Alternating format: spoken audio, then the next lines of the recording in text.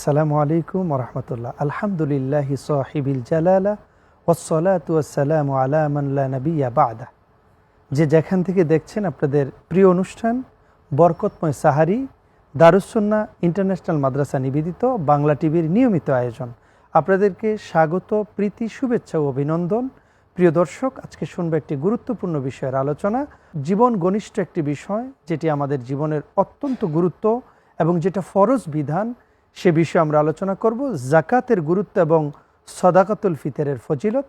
এ ব্যাপারে মাহে রমাদানুল কারিমে বাংলা টিভির সবচেয়ে গুরুত্বপূর্ণ আলোচনা আমরা শুনবো আজকে। এই বিষয়ে কথা বলার জন্য আমাদের মাঝে উপস্থিত হয়েছেন দুজন বিজ্ঞ প্রাজ্ঞ আলেমে দ্বীন। আসুন তাদের সাথে পরিচিত হয়নি।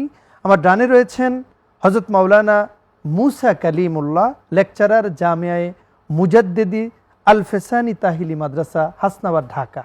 আসসালামু আলাইকুম ওয়া রাহমাতুল্লাহি ওয়া বারাকাতুহু। ওয়া আলাইকুম আসসালাম ওয়া রাহমাতুল্লাহ। আরেকটা গুরুত্বের ব্যাপারে শুনবো আপনার কাছে। আমরা যাচ্ছি মাওলানা মুসা কালিমুল্লাহ আপনার কাছে। যাকাত আসলে কাদের উপর ফরজ এবং এই যাকাতের খাতগুলো কি কি, আপনি যদি এই ব্যাপারে আমাদেরকে জানাতেন। ধন্যবাদ সম্মানিত উপস্থাপক। যাকাত ইসলামিক অর্থনীতিতে বা ইসলামী অর্থ ব্যবস্থায় খুবই গুরুত্বপূর্ণ একটি বিষয়। এবং আমি যদি শরিয়ার দিক থেকে বলি, আল্লাহ রাব্বুল আলামিনের ফরজকৃত একটি বিধান হচ্ছে যাকাত। রাসূল করিম সাল্লাল্লাহু আলাইহি ওয়াসাল্লাম যাকাতকে সালাতের সাথে যুক্ত করেছেন এবং আল্লাহ রাব্বুল আলামিন যত জায়গায় কোরআনুল কারীমের ভিতরে সালাতকে আদেশ করেছেন সাথে যাকাতকে সংযুক্ত করে দিয়েছেন। এবং আমরা যদি দেখি কোরআনুল কারীমের ভিতরে প্রায় 32 জায়গায় আল্লাহ রাব্বুল আলামিন যাকাতের আদেশ করেছেন, যাকাত দেওয়ার কথা বলেছেন। এবং আল্লাহ রাব্বুল আলামিন নামাজের সাথে যুক্ত করে এনেছেন 28 বার।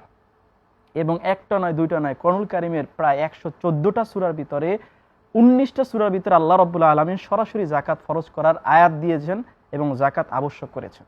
এবং যাকাত আমাদের জীবন ঘনিষ্ঠ একটি বিষয়। কোন জায়গায় আমরা যাকাত দিব, কি পরিমাণ সম্পদ হলে আমরা যাকাত দিতে হবে আমাদের, এই বিষয়টা আমাদের অনেকেরই অজানা। আমরা বিষয়টাকে স্পষ্ট করার জন্য প্রথমে সূরা তাওবার 60 নম্বর আয়াতে আল্লাহ রাব্বুল আলামিন বলেন, ইন্নামাস সাদাকাতু লিল ফুকারা ওয়াল মাসাকিন ওয়াল আমিলিনা আলাই ইলা আখিল আয়া। এই আয়াতের ভিতরে আল্লাহ রাব্বুল আলামিন 8 শ্রেণীর মানুষকে যাকাত দিতে বলেছেন। অর্থাৎ তারা হচ্ছে যাকাত গ্রহণ করতে পারবে, যাকাত নিতে পারবে।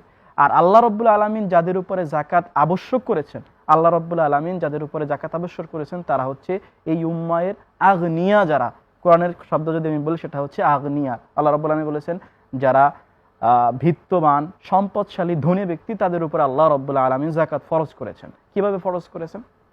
আল্লাহ রাব্বুল আলামিন যাকাত ফরজ করেছেন, 1 নম্বর শর্ত হচ্ছে ওই ব্যক্তি মুসলিম হতে হবে, কারণ অমুসলিমের উপরে যাকাত ফরজ নয়। দ্বিতীয় হচ্ছে ওই ব্যক্তি স্বাধীন হতে হবে, কোনো গোলামের উপরে, অন্যের আওতাধীন কোনো গোলামের উপরে যাকাত ফরজ নয়। তৃতীয় হচ্ছে ওই ব্যক্তি স্বাধীন হতে হবে, প্রাপ্তবয়স্ক হতে হবে। এই যাবতীয় বিষয়গুলোকে বলা হয় মুকাল্লাফ বিশারঈ, অর্থাৎ সে শরিয়াতে মুকাল্লাফ। তো শরিয়াতে যদি মুকাল্লাফ হয় এবং কোনো ব্যক্তির যদি নিসাব পরিমাণ সম্পদ হয়, আল্লাহ রাব্বুল আলামিন সম্পদের একটা নিসাব তৈরি করে দিয়েছেন।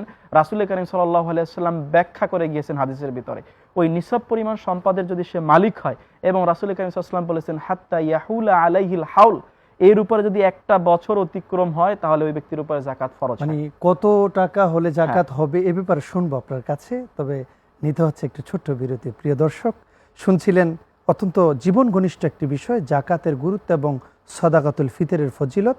শুনবো আমরা, সময় হয়েছে একটু ছোট্ট বিরতির। কোথাও যাবেন না, আমাদের সাথেই থাকুন।